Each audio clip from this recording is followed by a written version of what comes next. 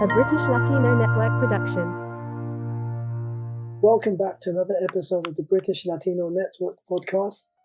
Today we're speaking to Angee Garcia. She's actually our first guest on this series of Hispanic Heritage Month.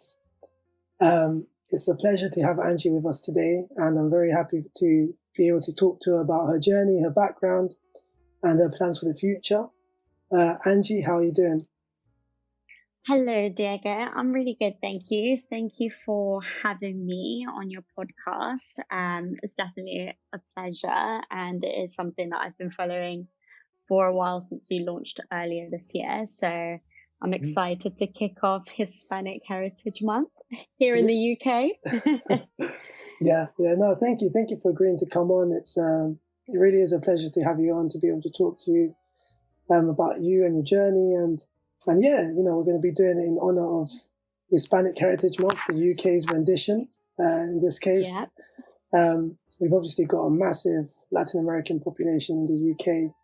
And the idea behind this is for us to talk to people from all walks of life, all in different fields of Latin American origin here in the UK, and get to know their story. So it's great to have you here. And without further ado, let's get into your story a bit. So you're Colombian, and you're obviously you're into fashion and the sort of travel and lifestyle sort of blogging aspect as a sort of, that's what you do right now. But in terms of, before we sort of get into that bit, in terms of you as an individual, sort of your background, if you could maybe go into that a bit more. Sure. So I'm from Buga, El Valle, which is near Cali. If no one knows, everyone's like, where is Buga? And I'm like, it's El Señor de los Milagros. We're known for a massive pink cathedral. That's all you need to know. So I was actually born there, and I came to London with my mother and my sister when I was 5 years old. We moved to North London, and to be honest, I was the only Latino that I knew, literally. My mum met some friends while she was here, and they became family. It was literally two other Colombians that were my age. So I'm 25 now. It was a guy called Francisco and a girl called Dominica, which they're still very much family to me, and they are my very close friends as well. So that was the only Latin community I really knew growing up. So going into primary and secondary school, it was very strange. If I saw another Colombian, I would be like, oh my God, you're Colombian too? Like you would immediately want to be their friend, but at the same time, you're just like, oh, like it's so strange. Like there's people like you that exist here in London. Like really? So that was me kind of growing up in sense of that. I didn't really know many Colombians until very much secondary school afterwards, when MSN came along, and then you met other people from different schools, and you kind of noticed and you spoke to other Latinos. So that's when I started getting more into my culture, and then listening to reggaeton and all that jazz. But mostly when I was growing up, my mum enrolled me into musical theatre.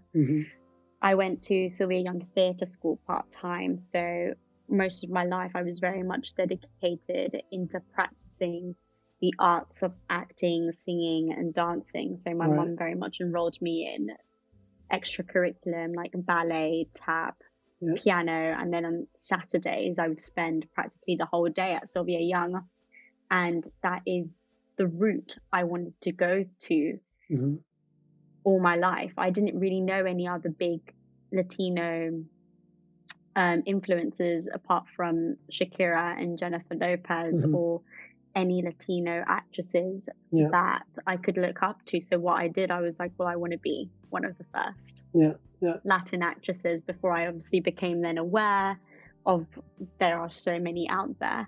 I was like, afterwards, I was like, oh, so there are quite a few, but most of them are in America. That was my goal for a very, very long time. And as I was growing up, I then started discovering kind of my own identity. I started getting really into fashion, just looking into magazines. And when I was 16, I believe, the app Instagram opened, and I would personally just go on there just for personal account, friends. But then I discovered different bloggers. So I saw these girls have an amazing sense of fashion, and all what they would do would take a picture and then they would travel the world, and it just looked amazing. And I was like, wow, this is pretty cool. Yeah. Sorry, did you hear that? Apologies. That's fine. I'm not sure if that was my end. Mac issues. Jeez. Yeah. So I thought to myself, oh, this is pretty cool. And when I started going to college, like as soon as I got a job, every single paycheck, I would go do a little fashion shopping spree, whatnot. And a lot of my friends would be like, wow, you're quite stylish. And you've always been quite stylish since you were younger, especially my mum, she would dress me up. And they said, why don't you start taking pictures? And I never really built up the confidence to do it. I was like, no, I don't really fancy, I feel a bit shy to do it. So I kept on playing and toying around with the idea, and I saw that it was becoming a really big thing. And I thought, well, why not? What is stopping me from doing so? I was entering uni. I thought, well, Instagram has been now for 2-3 years, like let me just give it a go. I've seen it become quite big. And I went to the University of Roehampton. I studied drama and theatre, and I was just using that as a hobby. So when I came out from uni, I then thought I could perhaps take this a bit more seriously and just bring it up a notch. And then that brings me to now. I'm still working very hard on it, and it's something I very much enjoy. Oh, I mean, that's great. And I think obviously from what you said, it seems to be that there was always that sort of creative characteristic to yourself as an individual. Like you were sort of always enrolled in theatre, in drama and music. So I'm guessing, that obviously shaped your personality to be very, very creative, very sort of free thinking in the way you sort of present yourself, express yourself. So in terms of, sort of obviously you started to see that, you started to see the reality, or you started to see, like, for example, these profiles, some of these bloggers on Instagram, for example. Have you found that sort of what is the life or what is sort of portrayed on social media is pretty similar to sort of, obviously now you're sort of going down that route. What has been your sort of personal experiences of that sort of life? Because, as someone looking from the outside in, it can seem very sort of it looks very, very eye-catching. It looks very, very appealing. But obviously there's a lot of creative work that comes behind it. It's not just a case of post any picture of any color or whatever, and it hits. It's actually more of like there's a real creative sort of process behind it. Yeah, there is a massive creative process behind it. To be honest, Instagram and social media has become a massive marketing tool. Most people now make their sales through influencers and through using these platforms like Pinterest, Twitter, Facebook, Instagram. It's all done through imagery. Really, there's just so much behind it. So when you create an account, let's say if you want to do it professionally, you need to think about your 3 pillars. What is the themes? What colors you want to go down? What are you trying to show to your audience? Is it travel? Is it fashion? Is it services? Is it health? You need to really niche it down to what you want to show and make sure that your profile is going to really resonate that. Do you want to go down the earthy tones? Did you want to do more adventure with fashion? Did you want to be very just standing in front of a mirror and do it? Everyone, there's an audience for everything, and people like different things. And when it comes to creativity, I know for me, I like my images being more creative. Coming from the theatre route, I always saw movies and like just the way you express something, you want it to be very artistic and very kind of theatrical. And some of my images are very editorial in that sense that when I take a picture, I sometimes get influenced by films, or I would see something and I'd be like, oh, that's interesting. How can I recreate that, but in my own way, using this outfit? So that's the way my brain thinks. But then there's also the fact that you've got to engage with your audience, engage with other people in your industry, be constantly on it. You then need to plan your feed. You need to think of captions. You then need to think of stories. Now that Reels came out, how can you then bring more excitement? So you're practically your own creative director. You basically do everything. And then on top of that, you've got to reach out to brands and then chase invoices and do the admin things behind it. So there is a lot of work to it. It's not just take a picture and then you post it, because you can do that. However, are you using hashtags? Are you using the correct hashtags? Are you then engaging? There's a lot of steps towards it. And I think if anyone was going to go into it, what I would suggest is researching the different hashtags, researching how other people do it. Always ask. If there's another blogger, ask them how they do it and have a conversation, get some tips. Like, a lot of people are very open to giving out tips in how to begin. But I believe the most important thing is start. Because you never know, and you're not going to get massive straight away, because in life you've got to fail in order to in order to become more successful and understand. There are times where I tried a different route or a different theme. It didn't work out for me. It's very much trial and error. But you just got to stick to yourself and be true to yourself and stick to your guns and see how it works. And there's a lot of planning behind it, and just plan very carefully and just think about how you want to portray yourself online.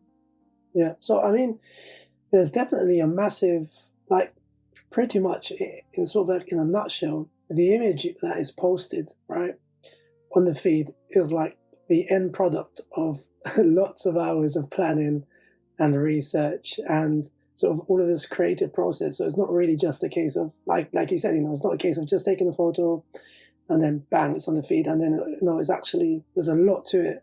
And as you were explaining that, it sort of makes me think that, which is probably the truth, I guess, in the sense that it seems like social media and Instagram, and mainly Instagram, I'd say from my perspective at least, seems to be like an extension of like marketing that companies use now. So it's like typically people used to use, like companies would use ads on YouTube or ads on the street or on magazines, but basically social media now sort of become like an extension of that.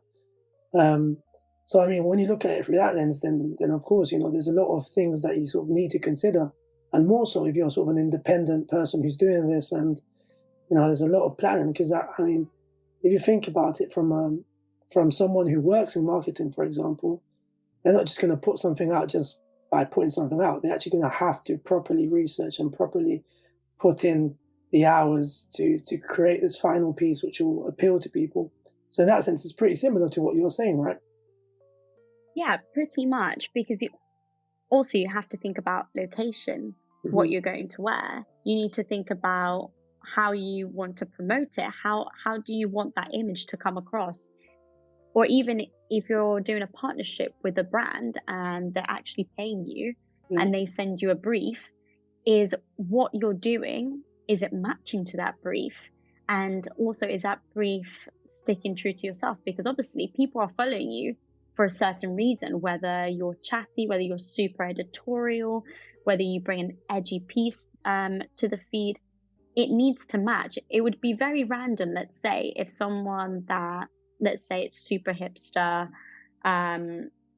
it's quite tomboyish and has like a really cool vibe to them, if all of a sudden they do a collaboration, let's say with the Royal Academy of Ballet, because they're paying X, Y, and Z. Does that really match together? It doesn't. So when you're even reaching out to brands or you're reaching out to someone, you need to really think about, do you match their aesthetic? Because right now it's all about whether a blogger or an influencer is matching that aesthetic and if they resonate with the brand. So there's that involved in there as well. So you really need to think about how you plan yourself and your outfits and the location and everything. You really need to take into consideration how you want to market a certain product or a certain look because of those reasons. Okay. Now, how did you sort of come to, obviously, I mean, I'm sort of assuming you're probably going to say trial and error, but, you know, like developing the knowledge that you've got now, you know, it's not the knowledge of just someone who's starting out. Obviously, you obviously got very good commercial awareness of what you're doing in terms of the content you're putting out and how you're planning. So what were the first steps that you took, you know, aside from putting out your images, but what were sort of the steps that you took to grow your knowledge in this field? I mostly connected myself with other bloggers, really, when I first started. And I started doing research in terms of seeing what other people were doing. How were they growing? What were they niching in? What was working for them? And then you just have a conversation. And then from there, you get invited to events, and then you network with the PRs and you ask them, what is it that you're looking for? And it was almostly through conversations. And then the big bloggers that have made it, one of them is Quigley. She's amazing. She's super creative, and every single photo, you can tell the effort that she's put behind it has been very planned and thought out. And you can see the creativity literally emerge from the screen. And every time you look at one of her images, you're blown away. And she always talks about tips on how to grow and tips on what you should be doing. And there's so much information right now on social media and on the internet on how you can grow, how to start, how to really make yourself a brand. And it was mostly listening to those lives and really interacting and engaging with others. I believe the most knowledgeable thing for you to do is have those conversations and talk to others, especially if you're passionate in the field, because everyone has different opinions and everyone's journey is different. But it's also important to gather that information and see what works for you. So that's what I mostly did for myself, watched others and then applied it and then see if that worked. If it didn't, just listen to more podcasts or the lives that these big Instagrammers do, and then take it on from there, really. Right. Well, okay. And how did you find like sort of the experience of reaching out to sort of these brands and sort of asking them, you know, what they were looking for? Did you feel like they were quite receptive or quite open at sort of, you know, sort of releasing that knowledge? And the reason I ask is because obviously I have pretty much zero experience in that field. But from my perspective, I mean, sort of, it could just be a personality trait, but I'd sort of feel a bit sort of nervous, I guess, or a bit sort of shy of asking sort of these brands, like, what are you looking for? So how did you find those sort of interactions initially? Did you sort of feel nervous, or were you sort of already very, or maybe that's not just the way you are, you know, you're very sort of open and you're able to sort of express yourself clearly and sort of get the ball rolling with these people? I think naturally, from my personal experience, I'm quite a bubbly and very talkative person, and I believe it's all come from my nature from when I was younger, from doing theatre and acting. I've had to really, well, it pushes you to be confident, to have different conversations. And my first job was in sales, and I continued being in sales for a lot of years. So talking to strangers and networking and building a rapport with someone really has become a natural thing for me. Right. So when I would go to events, I would meet the people in PR, or I would meet whoever, and it's just very natural to get into conversation with these things. And if the topic came up, I would simply just ask, because for me, one of my life mottos is, if you don't ask, you don't get. If you don't take a risk, you won't know. And then you'd go home and you would think, oh, I wish I asked. I wish I had the answer. Well, you had the opportunity, but are you really going to allow fear to dictate your actions? So that's what I don't, well, that's what I preach. And I don't allow myself to get into that, because I hate coming home. And I've learned the hard way before, where I've come home and like, why didn't I ask? Like, why was I so scared? Like, what is the worst that can happen in that situation? Them just be like, well, we don't know. That's the worst. Or them say no or politely decline. But I believe it's also the way you communicate that question. You can't really go up to someone and be like, hey, so tell me, what is it that you're looking into? I think it just has to be quiet. It just needs to flow in the conversation, really. Okay, so for someone, right, so the person you described who asked that question would literally be me. I've asked it in that sort of way. So how would you sort of word it, or how would you sort of go about sort of understanding that, what they were sort of looking for? Well, like I said, it's all just in a natural conversation. If you're talking, for example, about perfumes, and you're asking them, oh yeah, so what's the next campaign, or what have you found in the campaigns? Like, what's worked with you? Has it worked doing giveaways, or working with bigger influence worked for you? Or are you looking for someone that's more creative? Because I'm interested in your product, and I think, and then you talk about the launch, but like, I think this launch is amazing. I think what you guys created today, this event, is really cool. What is it that you're looking for when working with people?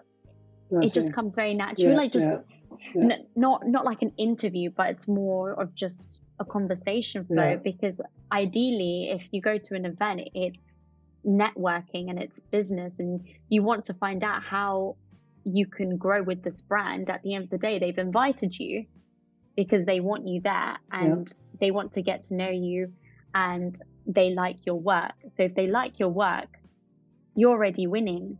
So the next step is understanding, how can you then go to the next level? How can you achieve? So then perhaps it then goes into a long partnership.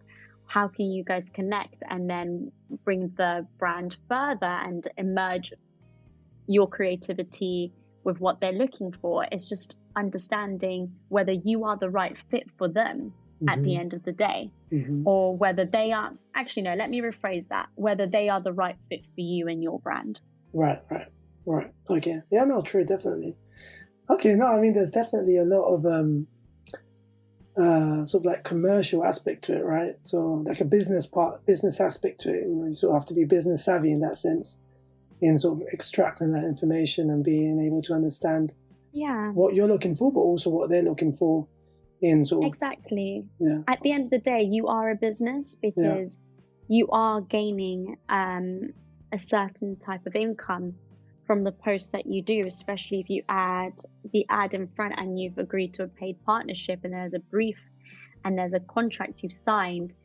At the end of the day, you are a business, and you will have to invoice them at the end of the campaign. So you have to be, it's just like starting up any business, really. You need to be savvy when it comes to these things, and really getting confident within yourself and your brand, and what you have to offer.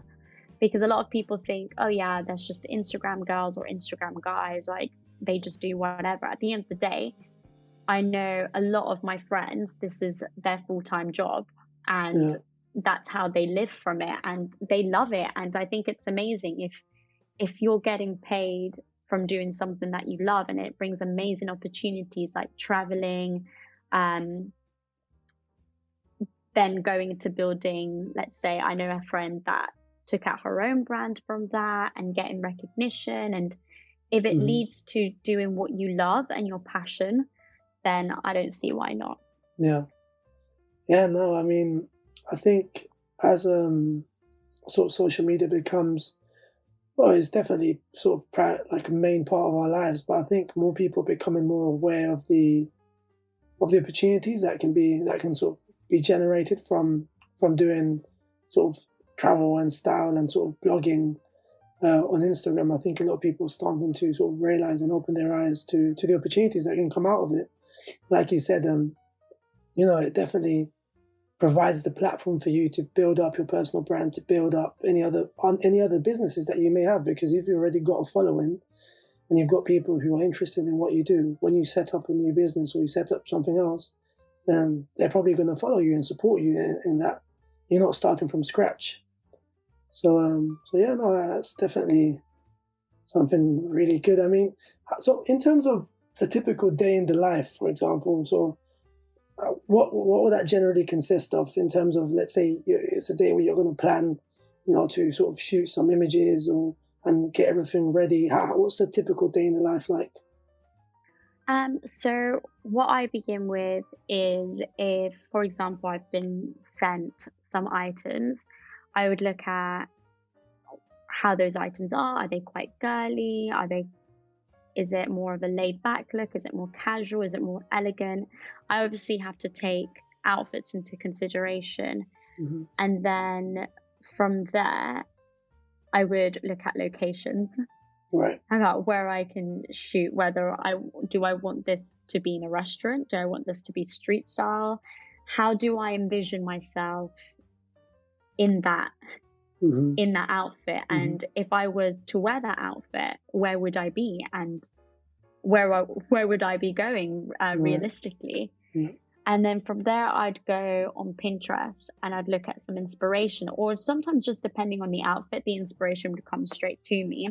Mm-hmm. And then I'd contact either a photographer or a friend, and I'd basically tell them my idea, and I'd be like, look, can we meet this day at this time? This is the vision that I've got for it. This is how I want to shoot it. This is my deadline. This is when I want to post it by, because I need to then make sure that it goes with the rest of my feed. Mm-hmm. And when I can post it, because I like to plan my feed either at least 2 weeks in advance. Right. Okay. Because when you start running out of content, that's when you start panicking. You're like, where is this going? Yeah. Like, what am I going to post next? Because I've always said it's so important to constantly be active on it. Yeah. And then from there, I would then just really go out and shoot it. Then I'll have to come home, look at the ones which did well. Yeah. Pick them, edit them, think of the caption. Then if it's a paid partnership, send it off to the PR for them to get approved, hoping that it would get approved. And then if it gets approved, perfect, just schedule it out, and then look how it would fit into your feed and when you can incorporate it in. And then if it doesn't work with the rest of the feed, I'm going to have to then rearrange everything all over again. So those are the steps. And then I have to do hashtag research to see what kind of audience I want coming into that post. Right. Yeah. Okay. So it's quite a mouthful, isn't it? Yeah, it's very intense. Like, there's a lot of stuff. I mean, for days worth of stuff that you need to do, and that's just on the day, because obviously there's stuff in the lead up, and then after. Yeah, it seems really intense. So, I mean, how have you found like balancing other aspects of your life with doing this as well? Because obviously this is part of your life. But how have you found like sort of managing your time, managing, your health, your sort of well-being in general, to sort of, meeting these deadlines, producing content consistently? Because, obviously having to produce content consistently, and it has to be creative and it has to be of a top quality. Like we were talking before, you sort of have to be in a good place, like well rested and sort of on it. So how do you sort of find the time to sort of balance your days out? Oof. I believe I plan my days off around blogging. Mm-hmm.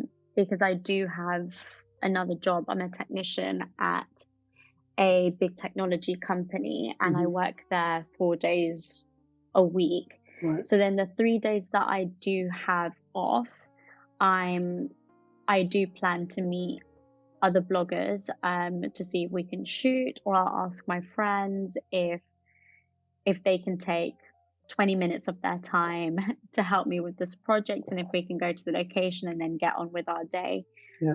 However, I do try on Sundays to dedicate that time to my family, Right. or to seeing friends and not shoot, Right. and just switch off from my technician job, and just to switch off as well from blogging, because I feel like it's very important to relax and sometimes have either an afternoon or a morning of just doing nothing and really resting your body, because it's very easy to have a burnout.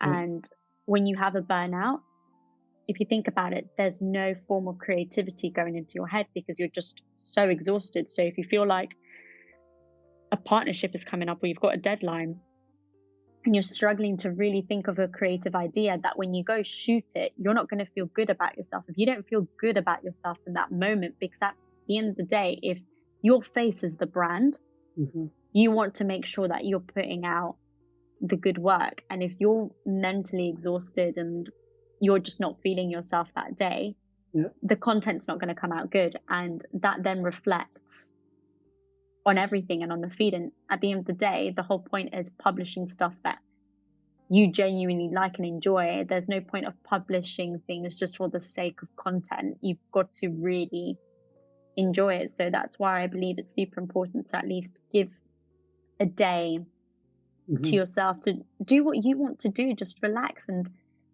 be human, because I feel like nowadays we are all stuck in this society where you've got to work 7 days a week in order to be successful. But no, the route to that is finding a balance and actually listening to your body. You need to listen to your mind and body when it's telling you to rest. And if you need to rest, do it, because you're going to find yourself just crashing, and that's not going to do you any good. And to be honest, that's very unhealthy to your mental health.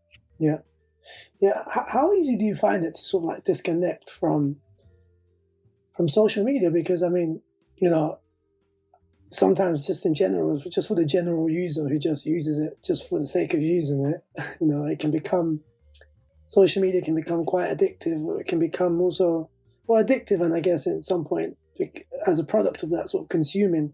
How easy do you find it to sort of disconnect from it and sort of say, okay, this is it.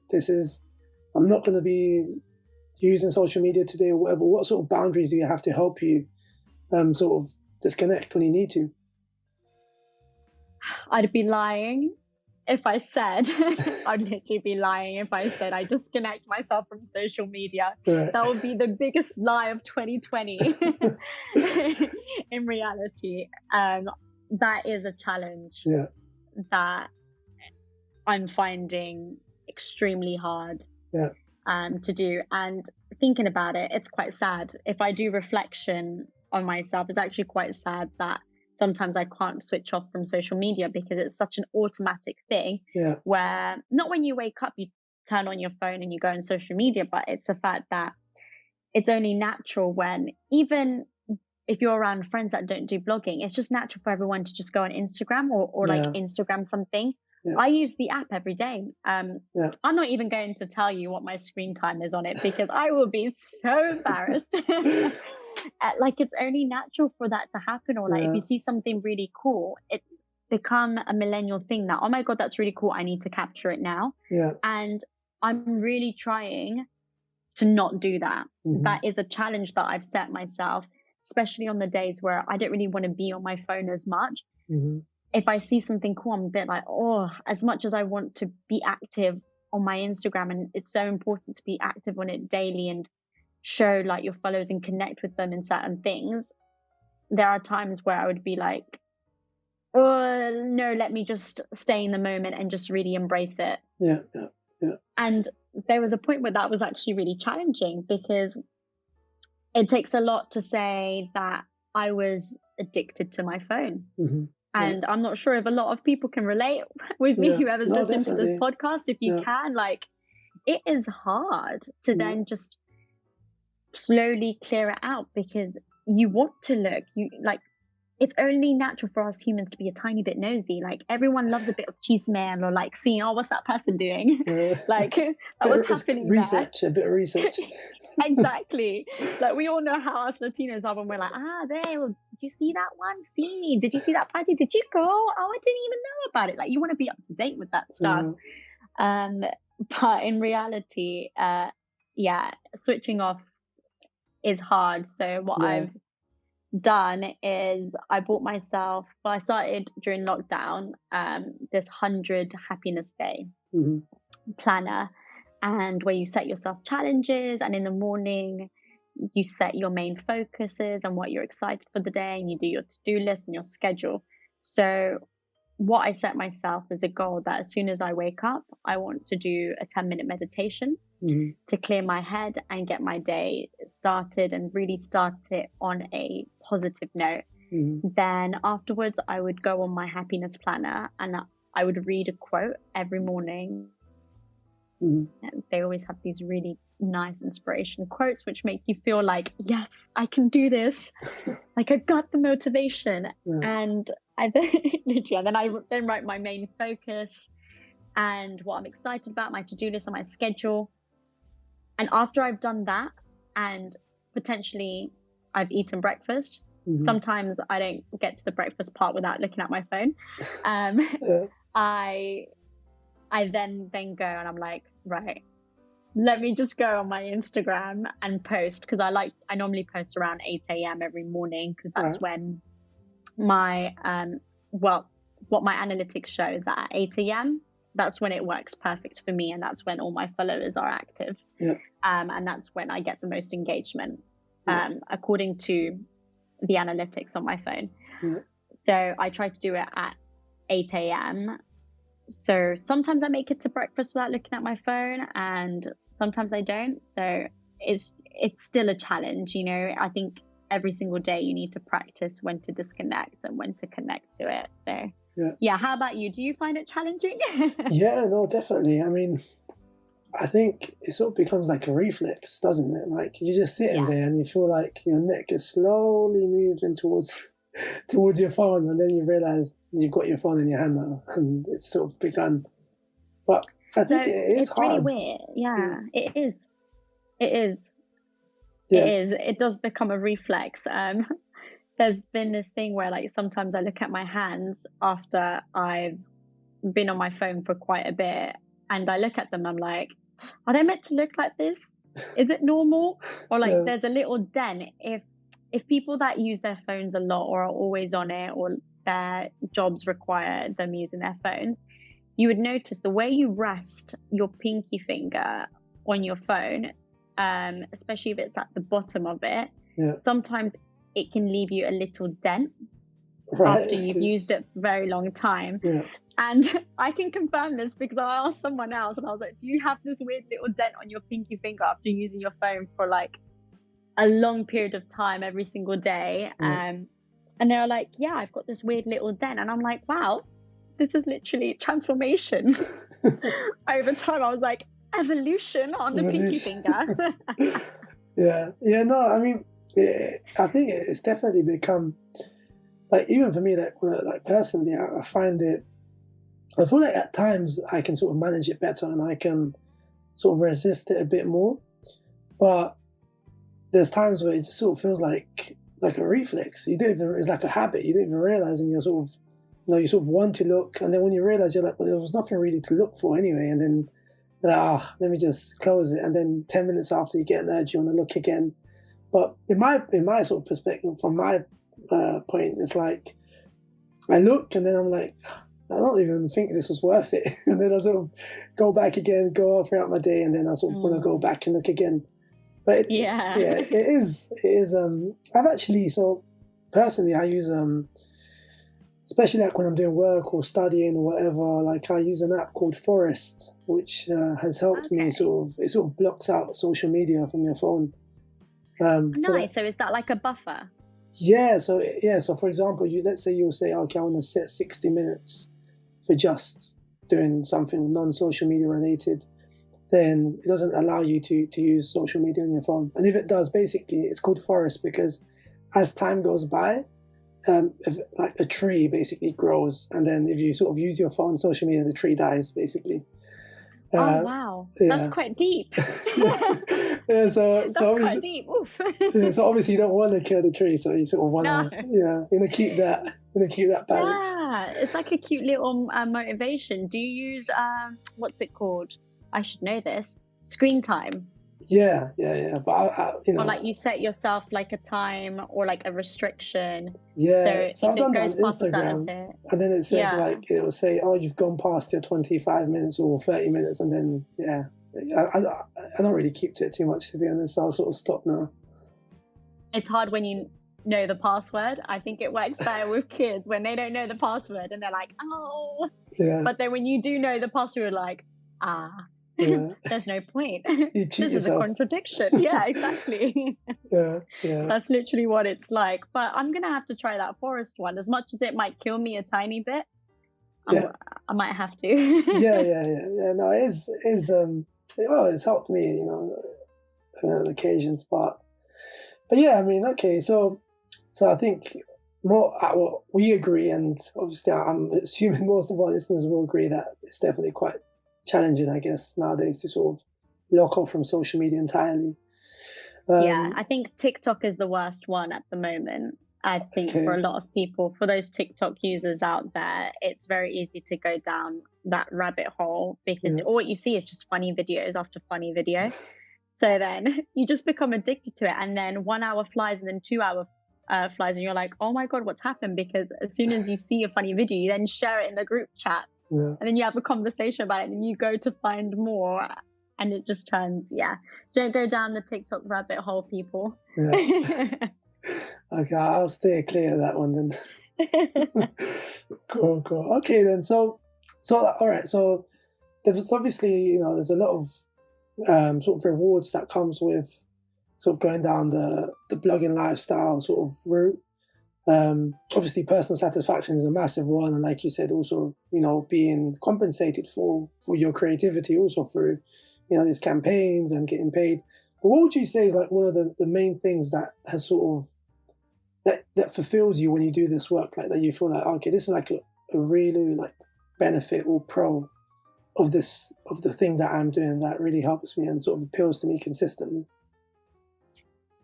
I believe that is just mostly when your work is then reposted and then a lot of people genuinely like it, or you get DMs like, oh, thank you so much for sharing that, or that's given me a lot of inspiration. I'd want to buy that off you. Or for sometimes when I talk about not mental health, but I normally like to share really positive quotes with my creative posts as well. Like when people then reply, oh, I really needed to read that today, or just really when someone connects with your post and when they connect with what you're saying, it's just a good feeling like, oh, I've helped someone that day as well, and at least my little platform on the internet is reaching someone and perhaps helped someone that day, or if it's inspired them to, let's say, with fashion, or if it inspired them when I do travel to go there, or if it's a place they never discovered, they'll be like, oh my God, I'm going to take someone there. So it's really nice when you get that good feedback and someone really takes what you say into consideration. So I find that bit very fulfilling, and it makes you want to continue because you're like, oh my God, if I continue finding these really cool places, if I continue sharing my style or like my style tips, some people really do resonate with it and they enjoy it. So it's nice when you receive that feedback that there are other people that actually do enjoy what you do. So that is very fulfilling. Okay. Well, and conversely, what would you say is one of the sort of challenges that you sort of faced in this sort of industry? What would you say is one of the not so good stuff? It's very easy to get down the trap of comparing yourself Right. to others. And that is a massive social media thing that's been spoken about, I believe, for the last 2-3 years, when people then want to look like certain other people, or it's very easy for you to go down the rabbit hole of, well, why can't my life be like that? Why haven't I grown like that? What is it that I'm doing wrong? And then you start really just putting yourself in quite a toxic mindset and really self-doubting yourself, because let's be honest, what you see on Instagram is just reels. They are not a reflection of that person's life unless that person is really showing the good and the bad parts of their life on a platform. It's very easy for that platform to become toxic, especially if you compare yourself. So my advice for anyone, if they feel like they're comparing themselves to other people and it's just giving them a negative feeling, is to unfollow that person. Even if they're your friend, or if you followed them for a very long time and you really like their style, if you find yourself comparing to them, your mental health and how you feel and your self-worth is more important than an Instagram account.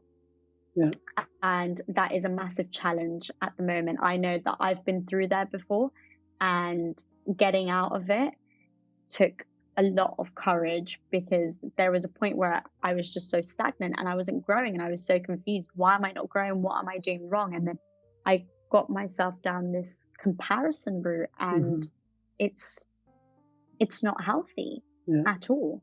And you need to remind yourself why you started it, and that there are people that do enjoy your work, and that's why you do what you do.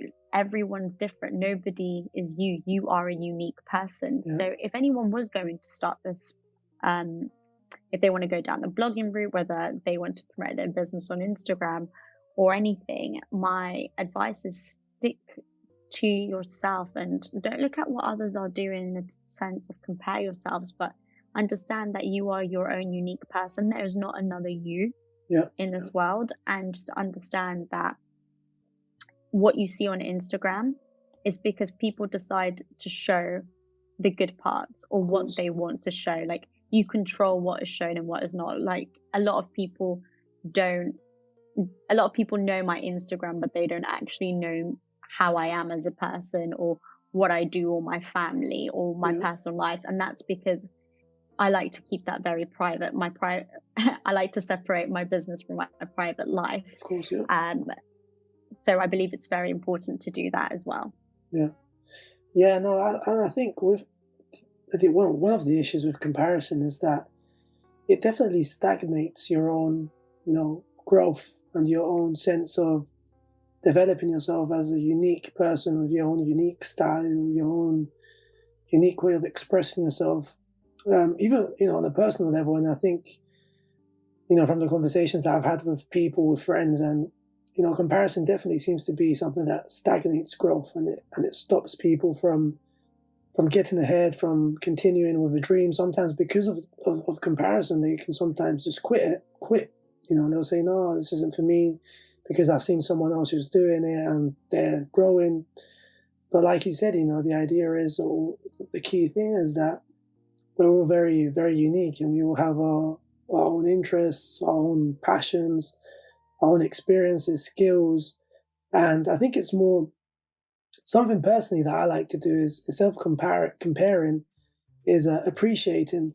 So, for example, appreciating the differences, because if someone is able, to do something, they've got a particular skill, then instead of going down the comparison route and appreciating that as a skill in itself, I guess for me, it sort of allows me to see the inherent value behind the person and behind that skill, and then also being able to appreciate my own set of skills, because it's, if you sort of start to compare skill by skill on a like by like basis, you're not going to really go anywhere.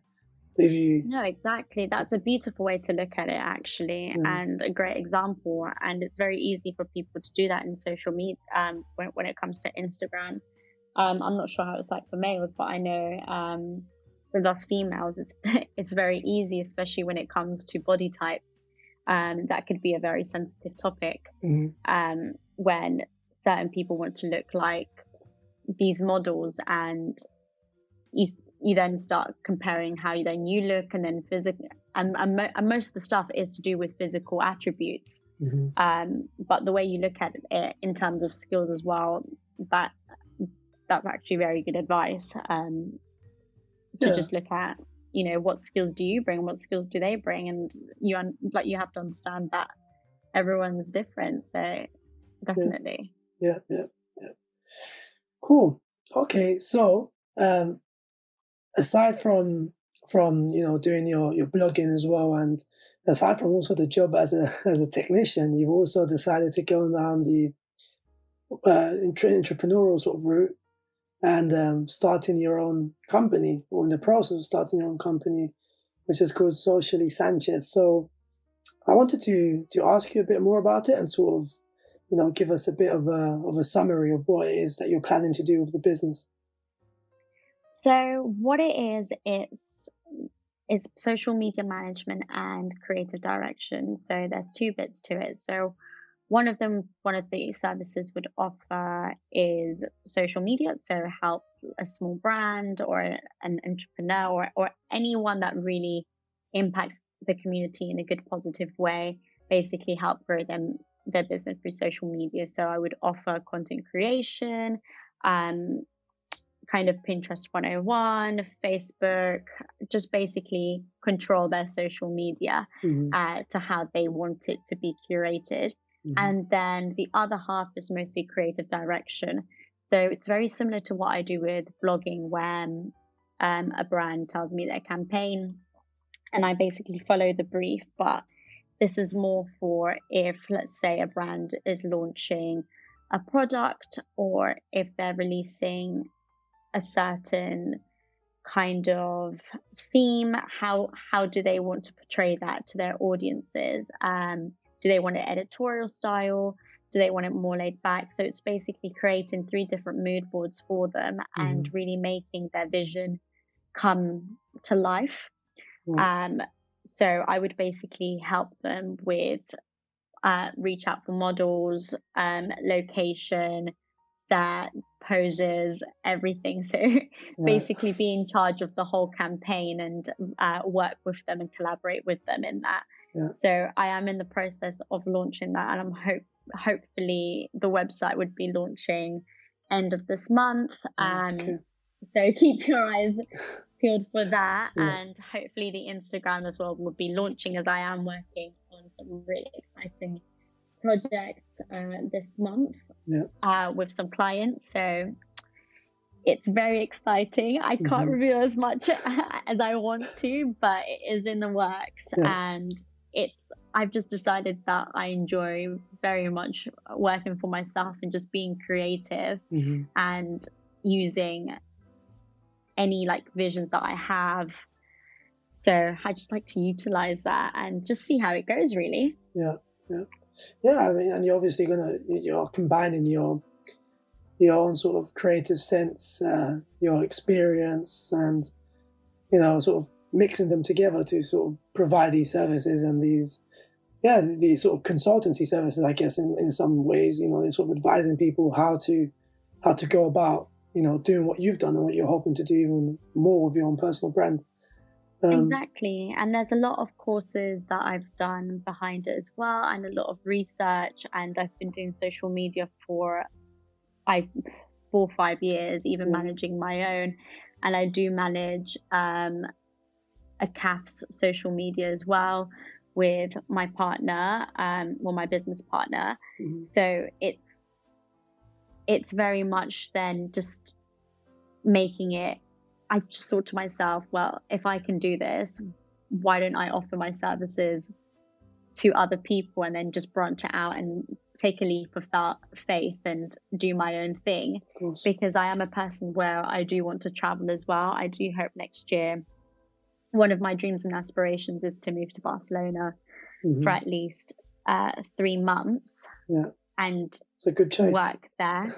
Yeah, I love Barcelona. Barcelona is beautiful. It really holds a special place in my heart. And I just want to have a job where it allows me to travel the world and really see it. Because I feel like when you're stuck with a 9 to 5, which is nothing wrong with it. Yeah. But it just doesn't give you the flexibility, and you only get 2-3 weeks holiday. Yeah. And sometimes you can't really do the extensive of traveling that you want to do unless you want to quit. And in a point in my life, I do want to do the whole of South America for like 6 months, or even travel Asia, or have the opportunity where I can travel with my job, and obviously doing blogging and then social media freelance and creative direction freelance as well. That gives me the opportunity and allows me to embrace that side and embrace the world, and like learn about different cultures as well, whilst getting an income on the side. So it gives me that flexibility. So that is my plan. Yeah, no, I totally agree. I think while a 9 to 5 isn't necessarily a bad thing, it obviously is quite limiting on certain cases in your lifestyle and things that you want to do.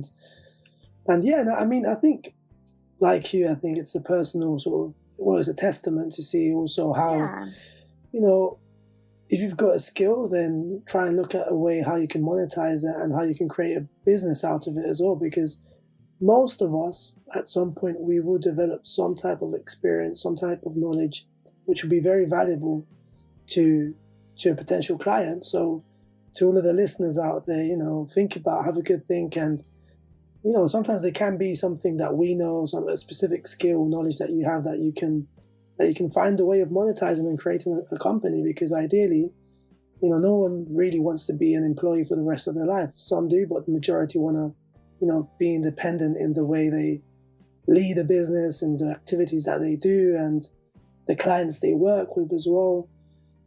Which is something also that you were saying, which is very important to you, is also, working with clients which are, socially conscious as well, and sort of, working or giving back to the community.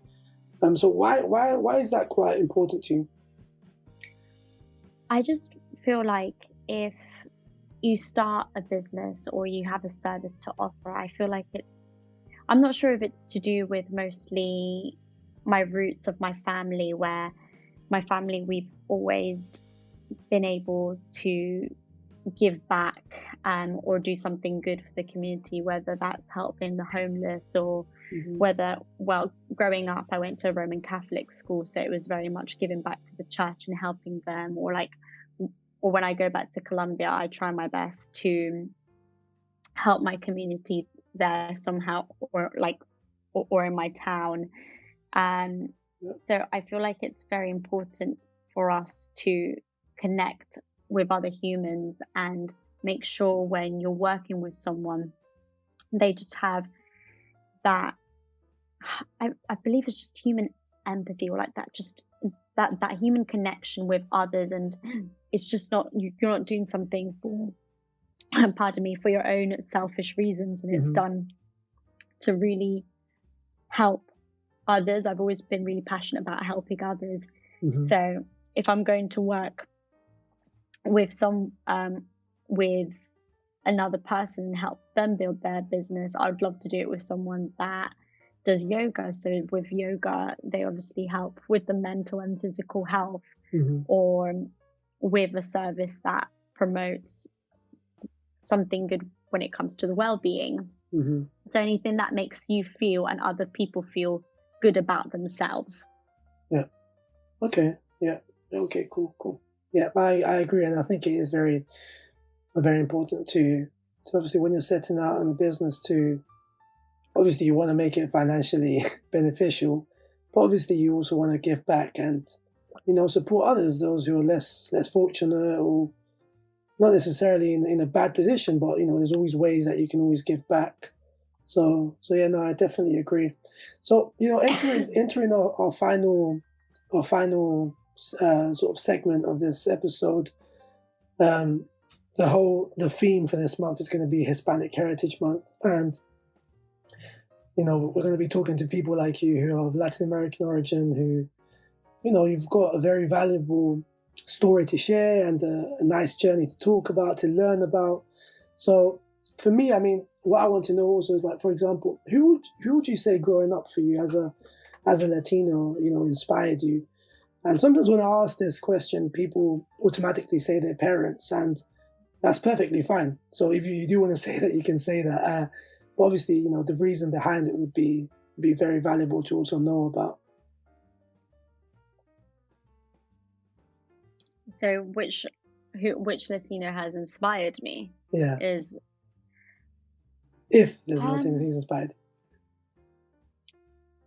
Honestly, thinking about it, obviously my mother coming here when I was a really young age at 5, like her working really hard and obviously making a life for me and my older sister. Mm-hmm. It's very inspiring, and my mom has inspired me in many ways, and so has my sister. And I grew up in a house just full of women. Mm-hmm. So that was inspiring in a way to see how us as women have just created this space just for us. Yeah. But at the same time, if I was really going to look up at someone, there hasn't been much of a Latin influence until recently, where I read Diane Guerrero's story about her life and how she grew up. So she obviously grew up in the USA, and I believe she's from Palmyra. Mm-hmm. And she basically explains how her life was as a US citizen, but her family being immigrants, and how they got deported back, and how she then had to create opportunities for herself from the age of 14, and basically, in other words, being homeless from the age of 14 and going from house to house. Wow. And then how she got to where she is. And I believe the book is called In the Land We Live In, by Diane Guerrero. Mm-hmm. And she basically inspired me as this amazing advocate for Latinos, and especially for the immigrants in USA. And she really does fight for it, and she's very involved in it. Mm-hmm. So she's more of a recent influence to my life as a person who should work hard to achieve the dreams, and from especially the background she went through and everything that she's gone through and all the hardship, she really has worked hard to get to where she is, and then she's then given back to the community and being really active in that to help others, so then other children don't have to go through what she went through. So for me, she's my biggest inspiration at this current moment. Mm-hmm. Okay.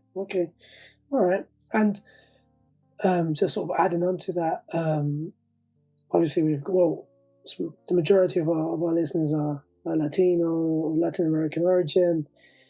Most of them are younger audience who are, probably thinking about what to do in the future of their lives.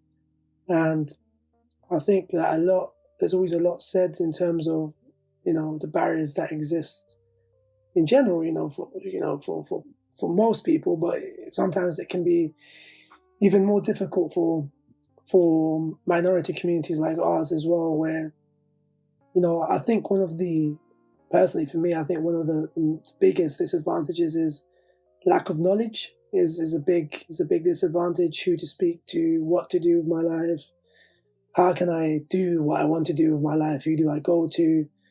And I think there's a lot of uncertainty. I know for me, when I was growing up in the UK, there was a lot of uncertainty in terms of, I didn't even know what I wanted to do really, in terms of my lifelong aspiration and even sort of how to navigate through the whole educational system.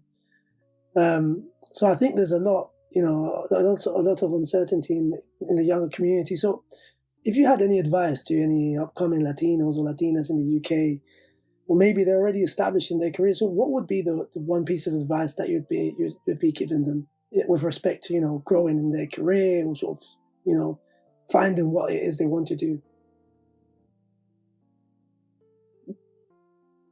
Don't set a timeline or put pressure on yourself. Mm-hmm. That being said, because it's completely fine to set a timeline, but as in understand that things in your journey and in your path will change.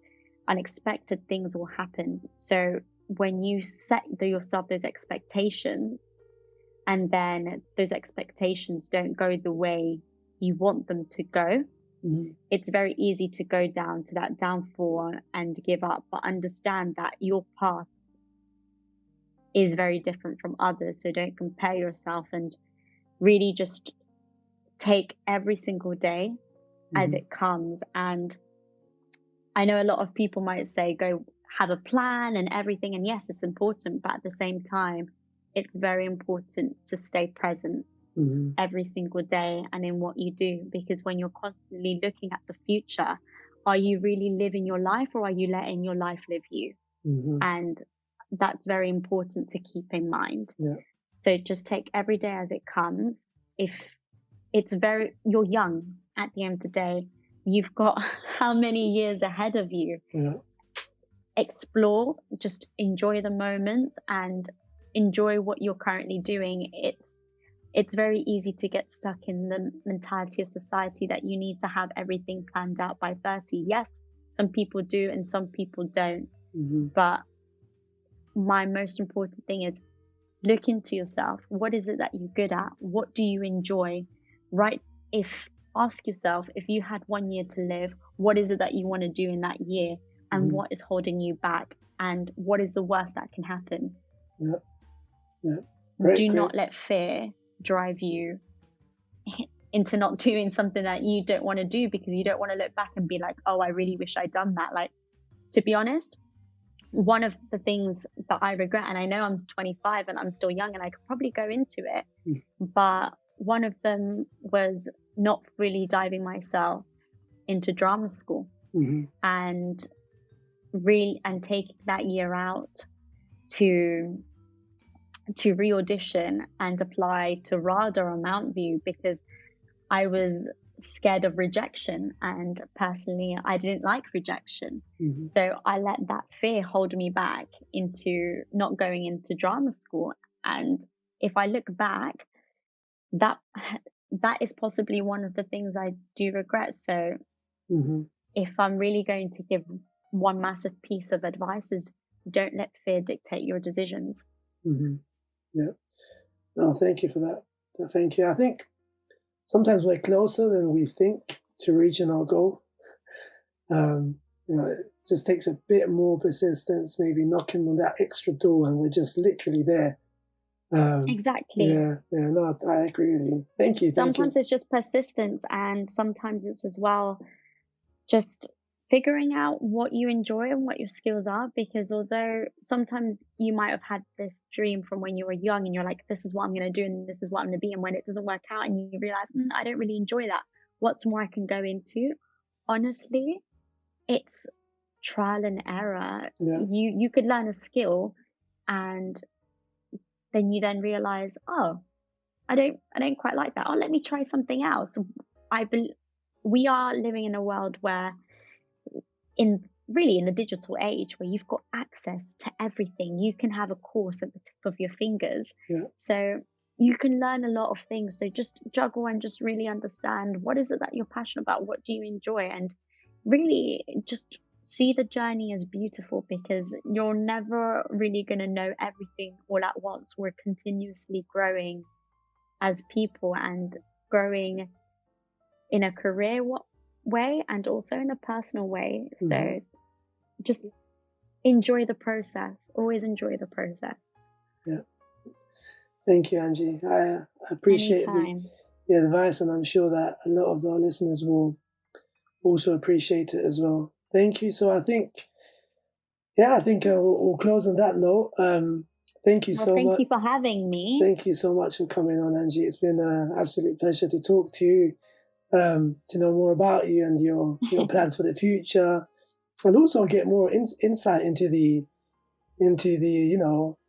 the field of like social media management. Like, there's a lot, especially for something that I'm taking away from this conversation is a much deeper appreciation of the effort and the creative process, the research that goes into eventually sort of producing the content that we all see on our feed. So thank you for your input, for your time. It's been a great conversation, and it's been good to have you opening up the Hispanic Heritage series for us. So thank you, Angee. Well, it's been an honor, and thank you for having me on the show, honestly. And honestly, just had a great time, great conversation and everything. So I learned a lot from you as well. So thank you so much for asking me to be on this and obviously opening up Hispanic Heritage Month. It's been a pleasure. Yeah, thank you, Angee. So just before you go, if our followers want to sort of get in touch and sort of follow your social media accounts, where can they do that? So they could do that on Instagram. So it'll be at Angee Garcia. The way you spell my name is not normally with the IE. So it's ANGEEGARCIA. Okay. And yeah, if you have any questions or anything, my messages are always open and I will always reply when I can. As you guys heard, I'm always on my phone these days. So yeah, please feel free to drop any questions or anything. I'll be more than happy to talk to you and have these conversations. And if you ever need anything, advice, like I said, my messages are always open. Great. Thank you so much, Angee. Okay then, everyone. Thank you for tuning into this episode. We'll catch you on the next one. We'll be talking to another Latin American person in the UK who's doing a lot as well. So thank you for tuning in, and until next time. Bye-bye. Bye.